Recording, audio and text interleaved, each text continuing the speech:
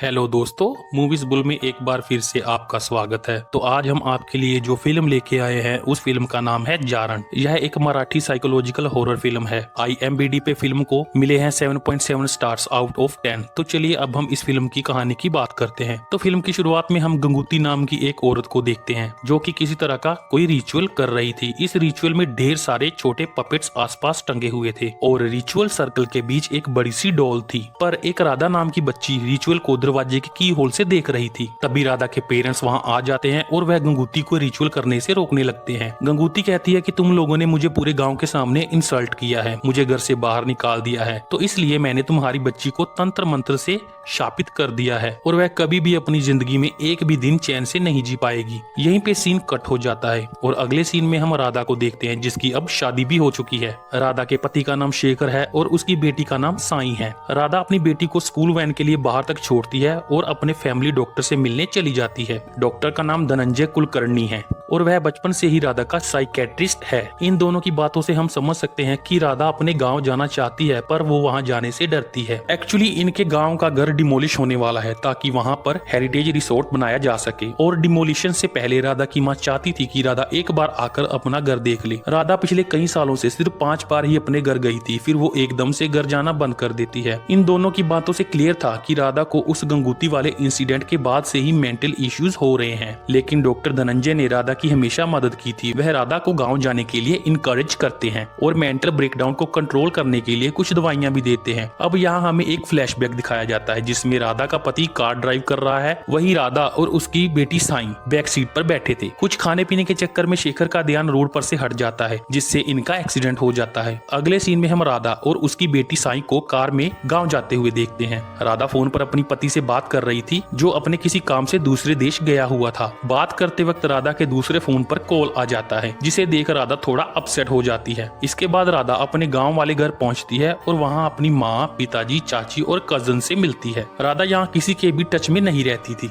अब उस रात पूरी फैमिली एक साथ बैठ के एंजॉय कर रहे थे जब एकदम से राधा नोटिस करती है कि साई आसपास नहीं है। वह साई को ढूंढते हुए ऊपर वाले कमरे में जाती है और यह वही कमरा है जिसमें सालों पहले गंगूती रिचुअल कर रही थी। कमरे में झांकने पर राधा को फिर से वही डॉल दिखती है जिसपे गंगूती रिचुअल कर रही थी। इतने में राधा की माँ को एहसास हो जाता है कि राधा गायब है, तो वो उसे ढूंढते हुए उसी कमरे में आ जाती है और यहाँ राधा डोल के सामने बैठकर अजीब बिहेव कर रही थी। ऐसे में माँ चिल्लाती है और घर के सभी लोग वहाँ आ जाते हैं। इनके सामने राधा एकदम नॉर्मल एक्ट करती है और कहती है कि उसे बचपन वाली डोल मिल गई जिसे साई ने खोजा है। साई इस डोल को बागा बाई के नाम से पुकारती है। सभी लोग राधा के बिहेवियर से थोड़ा परेशान थे और अगले दिन राधा की माँ पड़ोस की राउत चाची को बुलाती है ताकि राउत चाची राधा की नजर उतार सके और यहाँ राधा उनके सामने अपनी बेटी साई की भी नजर उतारती है। यह सब देखकर राधा की माँ और राउत चाची काफी हैरान दिख रही थी। इसके बाद राधा की माँ उसके हाथ में एक धागा बांधती है और कहती है कि इस धागे को कभी मत तोड़ना। अब आगे राधा की माँ उपाध्याय गुरु जी को घर पर बुलाती है ताकि वह राधा की मदद कर सके और साथ ही साथ घर की शुद्धि भी कर सके। इसके बाद राधा अपनी माँ से बहस करके घर के ऊपर वाले एरिया की चाबी ले लेती है। वो कहती है कि उसे उसके बचपन की चीजें देखनी है। वहाँ राधा की 2 कजन्स भी आती है और तीनों को सामान देखते वक्त प्लान चीट के बीड्स मिलते हैं। इन बीड्स की मदद से आत्माओं को बुलाया जा सकता है और बीड्स फेंकने पर आत्मा के नाम के लेटर्स आते हैं। राधा कहती है कि वो लोग बचपन की तरह फिर से प्लान चीट रिचुअल करेंगे, लेकिन ऐसा करने से बाकी दोनों बहनें डर रही थी पर राधा उन्हें मना लेती है। इसके बाद तीनों बहनें बैठ के हाथ पकड़ के आंखें बंद करके आसपास की आत्माओं को बुलाने लग जाती हैं। राधा यहाँ प्लान चीट बीड्स फेंकती है लेकिन यहाँ रैंडम लेटर्स आते हैं जिनसे कोई नाम नहीं बनता। वो लोग फिर से रिपीट करते हैं और बीड्स फेंकते हैं। अब इससे पहले कि ये लोग नाम देखते घर के बड़े लोग इन्हें आवाज लगाते हैं जिस कारण से तीनों को तुरंत भागना पड़ता है। उस रात साई वापस से उस बागा बाई डोल के पास जाती है और बीच रात राधा साई को वापस कमरे में लेकर आती है। अगली सुबह राधा वापस शहर जाने के लिए तैयार हो रही थी। उसकी माँ सजेस्ट करती है कि राधा को कोई ड्राइवर रख लेना चाहिए और अगर ड्राइवर नहीं रखती तो गाड़ी थोड़ा धीरे चलाया करे। यह सुनकर राधा अजीब तरह से रिएक्ट करती है। फिर वह अपने फोन पर पति से बात करने लगती है। तभी राधा के पिता कहते हैं कि उन्हें राधा के पति से बात करनी है। राधा यहाँ बहाना लगाती है कि उसका पति फॉरेन में बिजी है, लेकिन राधा का पिता उसका फोन ले लेता है जो कि एक नॉन फंक्शनल टूटा हुआ फोन था जिस जिसका मतलब है कि राधा कभी भी फोन पर अपने पति से बात ही नहीं कर रही थी। शायद उसका पति शेखर उस कार एक्सीडेंट में मर गया था और राधा इस हादसे से कभी उबर नहीं पाई। और ये रियलाइज होते ही राधा रोने लगती है और शायद इसी वजह से राधा अपने घर वालों को इग्नोर किया करती थी, क्योंकि वो लोग उसे रियलिटी दिखाते थे। राधा बेसिकली ट्रोमा में थी और अपने मन ही मन में अपनी अलग दुनिया बनाने लग गई थी। अगले सीन में हम राधा को वापस शहर जाते देखते हैं और वहाँ वो अब डॉक्टर धनंजय को छोड़कर एक साइकोलॉजिकल डॉक्टर रश्मि पंडित से मिलने जाती है। डॉक्टर रश्मि के सामने राधा यह मानती है कि उसके पति इस दुनिया में नहीं है और वह बस अपनी बेटी साई के साथ रहती है। डॉक्टर रश्मि राधा से बात करती है और वह पाती है कि राधा हाल फिलहाल तक एक डायरी मेंटेन करती थी। राधा का यह सेशन बढ़िया जाता है और उस रात राधा साई के साथ सो रही होती है तो हम उस कमरे में बागाबाई डॉल को भी देखते हैं। शायद साई या राधा अपने साथ इस बागाबाई डॉल को यहाँ लेके आ गई थी। अब राधा फिर से अपने घर वालों को इग्नोर करने लग गई थी, लेकिन एटलीस्ट अब उसने अपने पति की फोटो पे हार जरूर लटका दिया था। यहाँ राधा के घर में काम करने वाली बाई इस डॉल से डर रही थी। वो कहती है कि डॉल इधर उधर मूव करती है, लेकिन राधा उसे यह सब फालतू बात बोलने के लिए डांट देती है। अब उस रात काम करते वक्त राधा को साई के कमरे में से कुछ आवाजें आती हैं और चेक करने पर वो साई को बागाबाई डॉल से और बाकी खिलौनों से खेलता हुआ पाती है। यहाँ साई राधा को भी डरा रही थी, जिसके लिए राधा उस पर गुस्सा करती है, लेकिन साई का कहना था कि उसे ऐसा करने के लिए इस डॉल ने ही बोला था। गुस्से में राधा इस डॉल को सीढ़ियों से नीचे फेंक देती है और अगले दिन राधा वापस डॉक्टर रश्मि से मिलने जाती है और उनसे पैरानॉर्मल चीजों पर बात करने लगती है। राधा कहती है कि बचपन से ही उसे हॉरर पसंद है। इनफैक्ट बचपन में उसने एक हॉरर स्टोरी भी लिखी थी और यह कहानी एक विच के बारे में थी जो मरे हुए लोगों को वापस ला सकती थी। फिर एकदम से राधा खुद के बारे में कहने लगती है कि वह विच नहीं थी, मगर वो अपने मरे हुए हस्बैंड से बस कनेक्ट करना चाहती थी। यह सारी बातें रश्मि को काफी फैसिनेटिंग लगती है और वह राधा को उसकी डायरी दिखाने की रिक्वेस्ट करती है, मतलब बचपन वाली डायरी जिसमें राधा ने स्टोरी लिखी थी। राधा कहती है कि वह बाद में उन्हें ये डायरी दिखा देगी, अभी उसे नहीं पता कि डायरी कहाँ है। इसके बाद राधा घर आती है और यहाँ उसकी मेड कहती है कि उसने साई के लिए खाना नहीं बनाया क्योंकि साई 2 दिन से खाना नहीं खा रही थी। इस पर राधा मेड पर भड़क जाती है और कहती है कि साई 2 दिन से बाहर से खा रही थी। इसके बाद राधा पिल्स लेके खुद को शांत करती है। उधर डॉक्टर धनंजय उसे कॉल करके उसका हालचाल लेते हैं। इसी सब के दौरान राधा को घर में वापस बागाबाई वाली डॉल सोफा पर दिखती है और मिरर के रिफ्लेक्शन में राधा को गंगूती दिखाई देती है। इसके बाद राधा साई को देखने जाती है जो कि इस डॉल से खेल रही थी। साई कहती है कि डॉल खुद से वापस आई है और ऐसे में गुस्सा होकर राधा इस डॉल को बाहर फेंक आती है। इसी दौरान राधा के हाथ का धागा खुल जाता है और बाहर गिर जाता है। सफाई करते हुए राधा को अपनी पुरानी डायरी मिल जाती है और वो यह डायरी तुरंत ही डॉक्टर रश्मि को दे देती है। राधा डरते हुए रश्मि से कहती है कि बचपन में उस पे जारण हुआ था, यानी काला जादू हुआ था। यह सुनकर रश्मि हैरान थी और वह राधा से इसके बारे में और भी डिटेल्स मांगती है। फिर राधा गंगूती की बैक स्टोरी बताती है जो कि कुछ इस तरह थी कि जब राधा छोटी थी तो उसके गांव वाले घर में गंगूती एज किराएदार रहती थी। गंगूती ओपनली तंत्र मंत्र किया करती थी जिससे सिर्फ घर के लोग ही नहीं बल्कि गांव के सभी लोग डरते थे। गंगूती किराएदार होते हुए भी राधा की माँ को खुलेआम धमकाती थी कि अगर वह उसे यहाँ से निकालती है तो वह पूरे परिवार को बर्बाद कर देगी। अब एक रात जब गंगूती काला जादू कर रही थी तो पूरे गांव वाले उसे रोकते हैं। फिर अगली सुबह राधा की फैमिली गंगूती को घर से निकाल देती है और यहाँ पूरा गांव उसे धुतकारता है। इसी का बदला लेने के लिए गंगूती वापस इनके घर में तब आती है जब घर पर सिर्फ बच्चे थे। गंगूती छोटी राधा से झूठ बोलती है कि वह अपना कुछ सामान लेने आई है जो कि छूट गया है। इसका फायदा उठा के गंगूती घर के ऊपर वाले कमरे में काला जादू करने लग जाती है जिसे राधा की होल से देख रही थी। जब तक राधा के पेरेंट्स आकर वापस गंगूती को निकालते तब तक काफी देर हो चुकी थी क्योंकि गंगूती राधा पे काला जादू कर चुकी थी। राधा बताती है कि कुछ दिन बाद गंगूती की लाश नदी में बहती हुई पाई गई। यह सब सुनकर रश्मि हैरान हो गई और वह राधा को अपनी डायरी यहीं छोड़कर जाने के लिए कहती है। यहाँ वो राधा से उसके पुराने डॉक्टर का नंबर मांगती है, लेकिन राधा बहाने बनाने लगती है कि फोन में नेटवर्क नहीं है एंड ऑल। डॉक्टर रश्मि कहती है कि वो नंबर को नोट कर लेगी। ऐसे में राधा उन्हें एक नंबर दे देती है। अब राधा के जाते ही डॉक्टर रश्मि डायरी चेक करती है जिनमें अजीब रिचुअल्स वाले ड्राइंग और तंत्र मंत्र लिखे हुए थे। वो उन फोटो को लेकर किसी तंत्र मंत्र वाले एक्सपर्ट के पास भेजती है जो बताता है कि इन रिचुअल से मृत व्यक्ति को जीवित किया जा सकता है। मतलब यह कोई मजाक में ऐसे ही नहीं लिखा गया था बल्कि रियल तंत्र मंत्र और रिचुअल हैं। इसके बाद डॉक्टर रश्मि राधा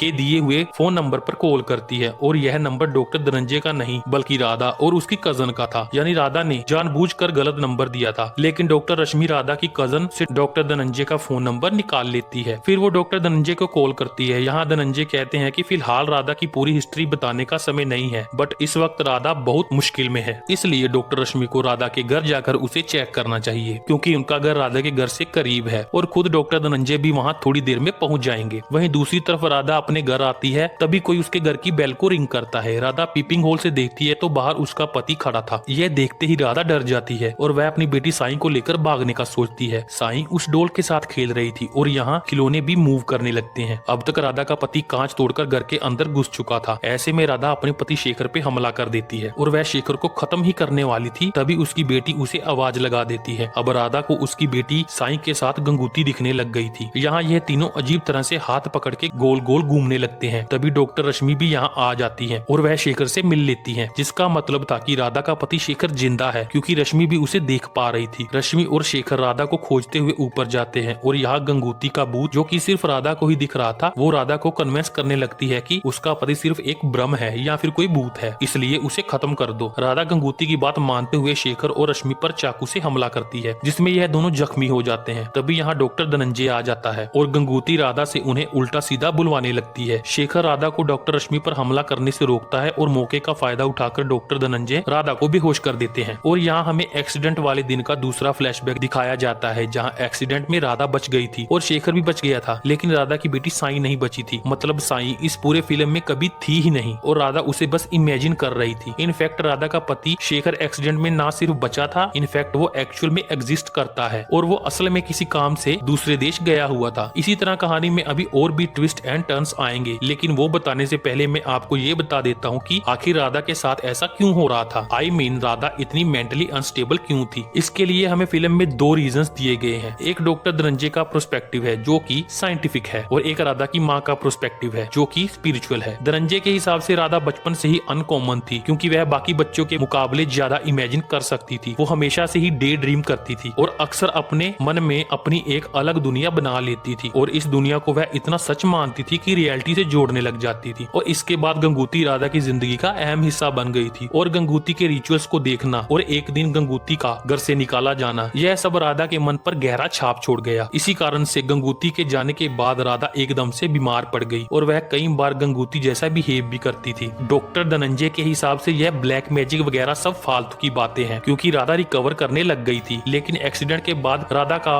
वह दबा हुआ ट्रॉमा फिर से ट्रिगर हो जाता है और वह अपने पति शेखर को सब कुछ के लिए ब्लेम करने लग जाती है। वो शेखर को खुद से दूर करने लगी थी और इसी समय शेखर को किसी काम से दूसरे देश में जाना पड़ गया था, जिससे राधा उससे और भी दूर हो गई। राधा ने अकेले अपनी एक दुनिया बना ली थी जहाँ वो अपनी बेटी साई को जिंदा मानती थी। अगर कोई भी उसके इस भ्रम को तोड़ता तो राधा उससे दूर हो जाती, इसलिए उसने शेखर से बात करना बंद कर दिया था। और कार में गाँव जाते वक्त जब राधा शेखर से बात करने का ढोंग कर रही थी और तभी दूसरे फोन में असल शेखर का कॉल आया था, जिसे देखकर वो गुस्सा हो गई थी। ऐसे में शेखर ने राधा के पिता को फोन करके बता दिया था कि राधा उसकी कॉल पिक नहीं कर रही, लेकिन राधा की माँ की एक्सप्लेनेशन अलग थी। उनके हिसाब से भी इवेंट्स सिमिलर हैं, लेकिन राधा ऐसी इसलिए हो गई थी क्योंकि उस पे गंगूती ने काला जादू कर दिया था। राधा बीमार हो गई थी और यह सब यज्ञ करने से ठीक हुआ था और राधा इतने दिनों तक पूजा और उस थ्रेड की वजह से ही स्टेबल थी और थ्रेड के टूटने पर वो अनस्टेबल हो गई। अब इसके बाद कहानी में आता है एक और ट्विस्ट। शेखर बताता है कि उसे और राधा को कभी बच्ची हुई ही नहीं थी। जी हाँ दोस्तों, जब इनका कार एक्सीडेंट हुआ था तब राधा 3 मंथ प्रेग्नेंट थी और एक्सीडेंट में उसका मिसकैरेज हुआ था। असल में साई राधा के पड़ोसी की बेटी है, जिसे राधा हमेशा देखा करती थी। अकेलेपन में राधा साई को अपनी बेटी मानने लगी और उसी की तरह से बिहेव करने लगी, जैसे बेटी के बाल बना रही है और उसके साथ खेल रही है, जबकि राधा यह सब अकेले करती थी, उसके साथ कोई नहीं होता था। राधा का हस्बैंड जब उसे कॉल पर समझाता कि इनकी कोई बेटी नहीं है तो राधा गुस्सा हो जाती थी और उसे एक्सीडेंट के लिए ब्लेम करती थी और वह शेखर से बात करना ही छोड़ देती है। राधा अपने परिवार वालों को भी साई के बारे में बताती थी और जब वह राधा से पूछते कि यह साई कौन है तो राधा उन पे भी गुस्सा करती और उनसे भी बात करना बंद कर देती थी। फिल्म के शुरू में जब हम राधा को साई को वैन तक छोड़ते हुए देखते हैं, तब भी पड़ोसी की बेटी साई अपने स्कूल जा रही थी और राधा ऐसे एक्ट करती है मानो उसकी बेटी स्कूल जा रही है। राधा का यह इमेजिनेशन इतना स्ट्रॉन्ग था कि वो यह तक मानने लगी थी कि उसका पति शेखर ही इस दुनिया में नहीं है और उसने साई की चुपके से फोटो ली और उस फोटो को अपनी फैमिली फोटो के साथ फोटोशॉप कर ली थी और घर में ढेर सारे फोटो फ्रेम्स तक लगा लिए थे। अब राधा ने अपने डॉक्टर को भी इसीलिए चेंज किया था क्योंकि डॉक्टर धनंजय को तो सब सच पता था, लेकिन डॉक्टर रश्मि को उसके बारे में ज्यादा पता नहीं था। डॉक्टर रश्मि भी सोचती थी कि साई वाकई राधा की बेटी है, जिससे राधा की फेक इमेजिनेशन और भी स्ट्रॉन्ग होती चली गई और इसलिए राधा डॉक्टर रश्मि को डॉक्टर धनंजय का नंबर नहीं दे रही थी। तो दोस्तों, एक्सीडेंट से सिर्फ राधा का मिसकैरेज ही हुआ था और उस एक्सीडेंट में राधा के बचपन का ट्रॉमा वापिस आ गया था। असल में राधा की कोई बेटी नहीं है और उसका हस्बैंड भी जिंदा है। इस पॉइंट पर डॉक्टर रश्मि पूछती है कि आखिर वह डॉल वापस घर में कैसे आ रही थी, और इस पर डॉक्टर धनंजय कहते हैं कि उसे राधा खुद वापस ला रही होगी। तो सब कुछ क्लियर होने के बाद हम राधा को हॉस्पिटल में देखते हैं, जहां फाइनली उसे अपनी रियलिटी का पता चलता है और वो अब ठीक होना चाहती थी और डॉक्टर्स की मदद से शायद ठीक हो भी जाए। दूसरी तरफ राधा की मां महायज्ञ करवाती है ताकि राधा के मन को शांति मिले और उसके ऊपर से जो गंगूती का बुरा साया है वो हट जाए। यहाँ राधा को ठीक करने के लिए साइंटिफिक एंड रिचुअल दोनों की सहायता ली जाती है। अब यज्ञ के दौरान राधा के पिता गांव में अपने घर को खाली करवा देते हैं और वहाँ एक वर्कर ऊपर वाले कमरे में जाता है जहाँ वही प्लेनचिट बिट्स पड़े हुए थे, और मूवी के बीच में हम जान ही नहीं पाए थे कि प्लेनचिट फेंकने पर दोबारा किसका नाम आया था। यहाँ हमें वह दिखाया जाता है और यह नाम था गंगोती। यहीं पे फिल्म जारण खत्म हो जाती है। तो दोस्तों यह थी फिल्म की कहानी, और फिल्म के एंड में हमें फिर से कंफ्यूज कर दिया जाता है कि क्या राधा गंगूती के कर्ज के कारण परेशान थी या फिर मेंटली अनस्टेबल होने के कारण। लास्ट में प्लेन शीट पे गंगूती स्पेल होना दर्शाता है कि गंगूती की आत्मा एग्जिस्ट करती है, तभी वह प्लेन शीट के माध्यम से वापिस आई है, या फिर राधा ने ही बाद में ऊपर जाकर बीट से गंगूती स्पेल कर दिया होगा। यह सब सोचना हम दर्शकों पर छोड़ दिया गया है। बाकी आप इसके बारे में क्या सोचते हैं, हमें अपना पॉइंट ऑफ व्यू जरूर शेयर करें। तो मिलते हैं नेक्स्ट वीडियो में। वीडियो अच्छी लगी हो तो लाइक जरूर करें और हमारे चैनल को सब्सक्राइब करना ना भूलें। Thank you.